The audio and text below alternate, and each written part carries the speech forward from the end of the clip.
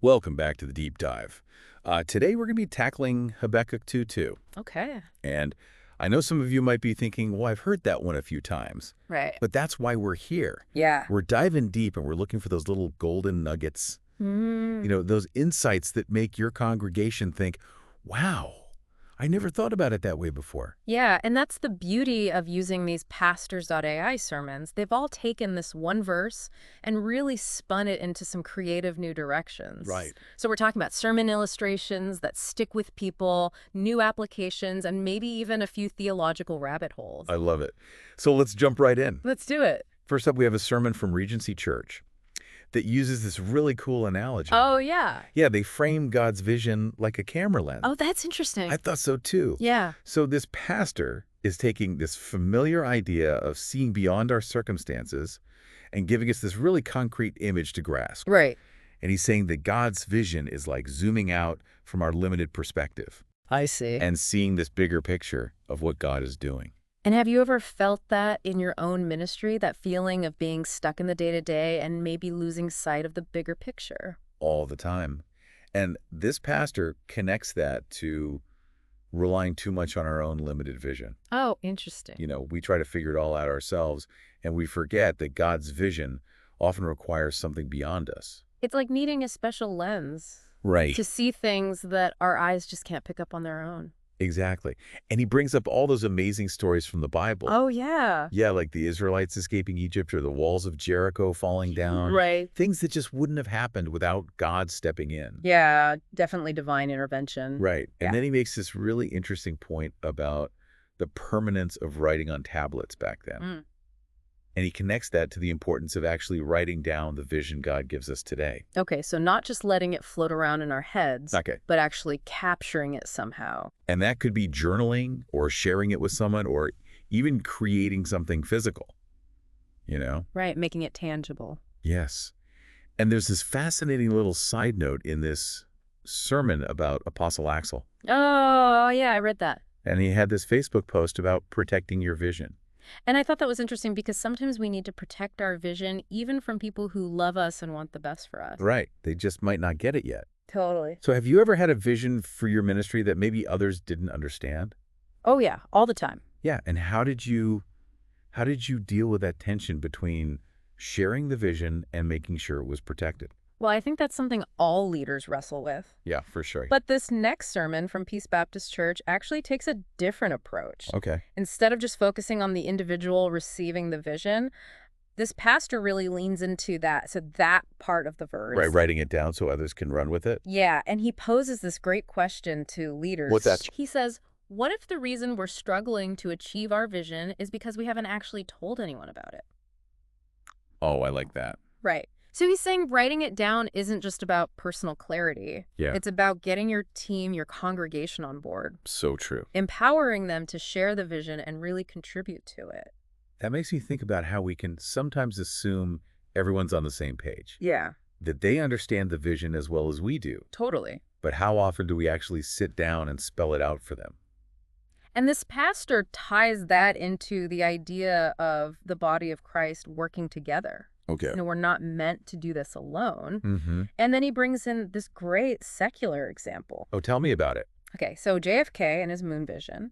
I love that example. They didn't even have all the technology figured out yet. Right. But that vision, that clear goal, it united people. Yeah. And it pushed them to innovate in ways they never thought possible. And that's what Habakkuk 2:2 is all about. It's not just about getting a vision. It's about making it clear, sharing it, and working together to make it a reality. And speaking of vision, Yeah. the next sermon we're going to dive into takes a completely different angle on all of this. Oh, really? Yeah, it's all about aligning our desires with God's purpose. I think our listeners are really going to find this one thought-provoking. Yeah, me too. This sermon from Linked UP Church, it really gets to the heart of the matter, Oh, yeah. The pastor's point is having a vision isn't enough. We got to make sure it lines up with God's purpose for us, for our ministries. It's like we can't just chase our own ambitions and then say, okay, God, bless this thing I want to do. Yeah, that's such a trap, Yeah. especially in ministry. We're all about doing good, making a difference. It's easy to get so caught up in our ideas that we forget to even ask God what he wants. And this pastor, he doesn't sugarcoat it. He straight up says, don't treat God like some cosmic vending machine. We can't just put in our desires and expect blessings to pop out. We got to seek God's vision first. That brings up a tough question, right? Discernment. For our listeners, the folks leading congregations, how can they help their people tell the difference between personal ambition and God's calling on their lives? Well, this pastor, he suggests creating a culture of seeking God's will together. How do you do that? Encourage prayer, studying the scriptures, making decisions as a community. Create a space where people feel safe to question their motives, to be open to where God's leading, even if it's unexpected. It's tough though, right? The world's always telling us to chase our dreams, reach our potential. How do we balance that with surrendering to God's will? And this pastor, he uses Habakkuk himself as an example. He was a watchman, standing on the wall, looking for danger, waiting for God's instructions. It's a powerful image of what it means to listen to God's voice, to be ready to respond. So it's not just about waiting for vision to hit us. It's actively looking to God for direction. And there's this quote in the sermon. It's from Oswald Chambers. It really hit me hard. He says, serving God without vision is easier because you don't have to fully understand what he requires of you. Wow. Makes you think, are we really aligned with God's vision, or are we just doing good deeds without wrestling with his call on our lives? So we've looked at 3 sermons now, each with a unique take on Habakkuk 2:2. Supernatural vision, working together, aligning with God's will. They're all different, but there's a common thread. What's that? They all say clarity and action are essential. A vague vision isn't enough. We got to write it down, make it clear, and then actually take steps to make it happen. Now for our listeners, which sermon speaks to you the most? Which one gives you a new idea, a new way to approach this familiar passage? What's relevant to your ministry right now?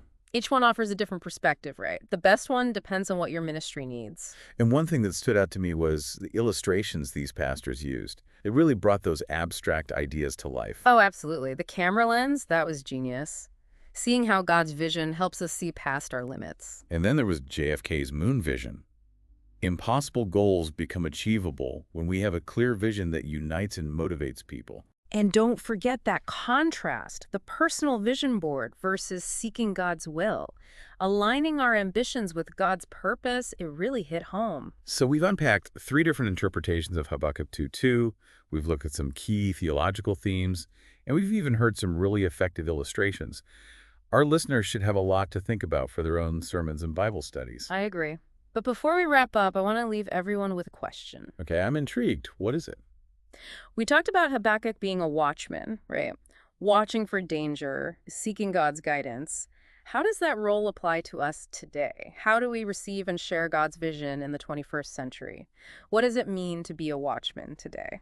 That's a question worth pondering. It challenges us to think about how we position ourselves, how vigilant we are, and our responsibility to share what we see with others. What does our watchman role look like today? Lots to think about. I encourage everyone to dig into these sermons some more, maybe look up those references that caught your attention. You can find links to all the source material on our website. Thanks for joining us on this deep dive into Habakkuk 2:2. We'll be back next week with another exciting exploration. Until then, keep seeking, keep exploring, keep diving deep. Okay, so we've talked about seeing God's vision, working together, and making sure our desires line up with God's purpose. But I'm kind of stuck on that whole write the vision down thing. Yeah. What's so special about actually putting pen to paper? You know, it's more than just taking notes. It's about making something concrete out of what might just be a fleeting thought or a flash of inspiration. When you write something down, it forces you to clarify your thinking, really dig into the details, and figure out what it all means. So it's like taking that vision from the realm of dreams and bringing it into the real world. It becomes a plan, like a map to follow. Exactly. And then when you share that written vision with others, suddenly you're all in it together. It's not just your personal dream anymore. It becomes a team effort. That reminds me of those vision boards people make. Yeah. You cut out pictures, write down affirmations, anything that represents what you want to achieve.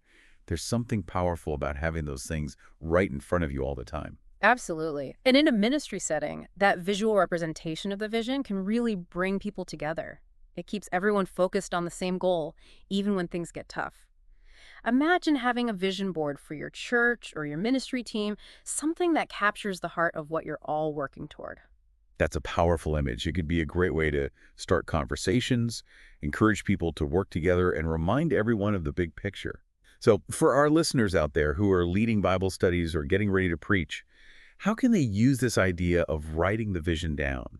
How do they make it practical and something that people will actually connect with?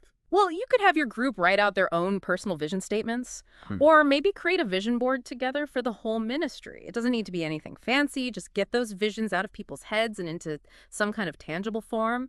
Maybe have everyone jot down their thoughts or use sticky notes on a whiteboard. It's about getting those aspirations out in the open, where everyone can see them, talk about them, and do something about them. And Ah, then, of course, comes the action part. It's not enough to just write it down. You got to actually run with it, like the verse says. absolutely. And that's where working together becomes so important. We need each other to stay motivated, to keep each other accountable, and to provide support along the way. That's how we really put Habakkuk 2:2 into practice. That's a great point to end on. Habakkuk 2:2 is a call to action. It's about receiving God's vision, making it clear, sharing it, and then stepping out in faith to make it happen. And we don't have to do it alone. We have each other, and most importantly, we have God walking with us every step of the way. So, as you're prepping your next sermon or leading your next Bible study, think about how you can use these ideas: vision, clarity, and collaboration. And don't be afraid to get creative. Find those illustrations and analogies that will resonate with your people and give them a chance to really engage with this passage. Who knows, maybe you'll uncover a brand new perspective on Habakkuk 2:2, something we haven't even thought of today. It's amazing how there's always something new to discover when you really dive deep into Scripture. Thanks for joining us on this journey. We'll see you next time on The Deep Dive.